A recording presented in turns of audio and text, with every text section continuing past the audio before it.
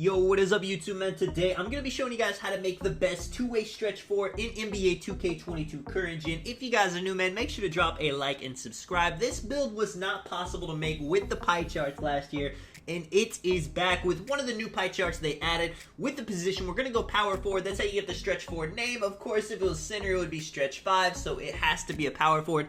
Now, with the pie chart, we're going to choose the one close to the bottom that has more green than red. You see, it gets Hall of Fame shooting, and the defensive stats are pretty solid on this build, and they are going to change as we adjust the height and wingspan, so just wait. With the physical profile, no really wrong choice. Most people are going to choose speed, but vertical is important. If you're not too worried about speed, then I would definitely go with this one just to add more vertical to your build. You're going to be guarding bigs on this build. You're not really going to be stuck on guards. It's not meant for that. But if you are a switchy player, then definitely choose the one with more speed. With the shooting badges, mid-range, three-point free throw, all maxed out. We're going to max out everything on defense, and now you have a choice here. You can put up playmaking or finishing.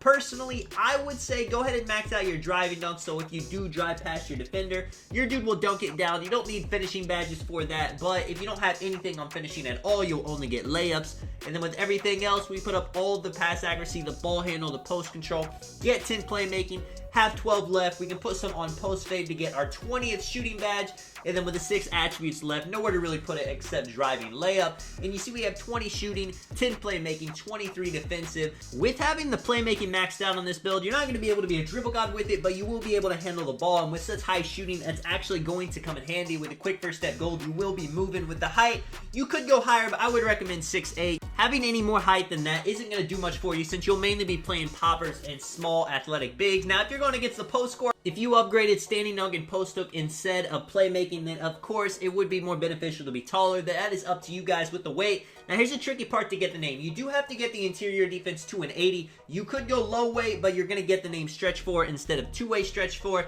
And the same thing applies with the wingspan. You can't have an 80 rebound. It has to be a 79 or lower to get the name two-way stretch 4. You see, this increases our shooting. Our driving dunk, our close shot goes down a little bit. Ideally, you know, you would want to max the wingspan, but that's just not possible to get the build name. And this makes you more of a shooting threat, especially off the dribble, and not so much just a catch and shoot player. And you get 4 choices with the Takeover: sharp, rim, glass, shot creating. I'm going to go ahead and tell you guys all 4 of these could be an effective Takeover. If you're really just wanting to go crazy with the shooting though, especially if you're not somebody that just catch and shoots, if you want to do a little bit of off dribble shooting with this build, I would go sharp or shot creating. If you're more worried about defense and actually being a big man, rebounding and rim Takeover are both great. You see, man, we get the name two-way stretch 4. Looking at the stats, remember, once you hit 99, you do get a +4 on every single stat. And with the physicals, you're going to get an additional +4 for the weekly workout, so you get +8 on those. That's going to be a 78 speed. That's going to be a 70-something strength. The vertical is going to be in the 80s. That is super nice. The shooting, you're going to have an 88 mid-range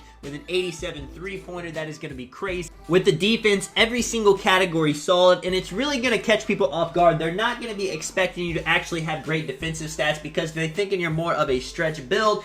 But I mean, 84 interior defense, the block is going to be an 83. It's going to go crazy. With the finishing badge, easy enough. Posterizer, shooting badges. Now, you're going to want hot zone. You're going to want catch and shoot for sure. Badges like dead eye, difficult shots if you like to fade. Green machine, you know, maybe you're somebody that likes to take the ball, stop and shoot, and then stop and popper will come in handy. You definitely want sniper on Hall of Fame, one of the most overpowered badges in the game. Mismatch expert. Now, if you are running with another big on this build, because you could do that, Mismatch Expert's going to go crazy. You'll be able to shoot over all the guards guarding you. But of course, that is very situational. Things like blinders, Lucky 7, all great badges depending on what mode you're playing. You know, if you're just spotting up, you may not need blinders as much as you think. Same thing with Lucky 7. If you're playing 2s, you like to take quick shots, that could be more important than something like 3s where possessions are going to take a bit longer. With the playmaking, quick first step for sure. You're going to want some bullet passer. You know, they close out on you. You could dodge your teammate really quick. Unpluckable, bailout, glue hands, that is what I would put the rest of your badge attributes on. Of course, glue hands is going to help you catch the ball when they try to dodge you, especially after bailouts. Bailout, if you have the ball, if you're driving, you need to pass out really quick, especially since you don't have great finishing. That is going to come in clutch with the defensive badges. Brick wall for those pick and pops. Intimidator, menace, clamps, rim protector, box. You'll be doing everything on the court, whether you need to switch, whether you need to guard a post score, whether you need to secure the rebound, get a steal. 23 defensive upgrades is a lot for a build that is called a stretch 4. Definitely for sure, man. Let me know what you guys think of this build. This is Tonic. I will catch you guys in the next one. I'm out. Peace.